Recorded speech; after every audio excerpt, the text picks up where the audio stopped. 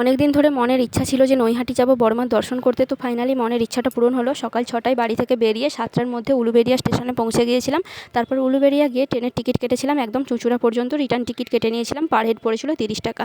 তারপর হাওড়া স্টেশনে নেমে আমরা কিছু টিফিন কিনে নিয়েছিলাম, ট্রেনে বসে টিফিন খেয়ে তারপর চুঁচুড়ায় চলে গেলাম। চুঁচুড়াতে গিয়ে দেখো আমরা এখন যাচ্ছি অটো স্ট্যান্ডে অটো ধরতে। তো সেখানে গিয়ে দেখলাম ম্যাজিক গাড়ি করেই লঞ্চঘাট পর্যন্ত সবাই যাচ্ছে।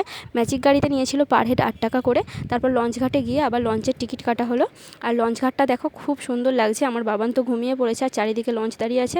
আর লঞ্চ ঘাটে নিয়েছিল মনে হয় 10 টাকা পার হেড। তো অনেক দিন ধরেই মায়ের কাছে যাবো ইচ্ছা হচ্ছিল। শুনেছি মায়ের কাছে গেলে মায়ের কাছে কিছু চাইলেন তিনি নাকি তার মনের আশা পূরণ করে। তো সেটা পরের কথা, যাই হোক ইচ্ছা হচ্ছিল, মন টেনেছিল আর তাই গিয়েছিলাম। আর মায়ের কাছে না, মায়ের ইচ্ছা ছাড়া যাওয়া যায় না, এটা আমি শুনেছি। তো অনেক দিন ধরেই যাবো করছিলাম, ফাইনালি চলেও গেলাম। তারপর দেখো লঞ্চ ঘাটে করে আমরা চলে যাচ্ছি। একবারে মায়ের ওখানে যে ঘাট আছে ওখানে গিয়ে দাঁড় করিয়ে দিয়েছে আর একদম আমরা নৈহাটি পৌঁছে গেছি।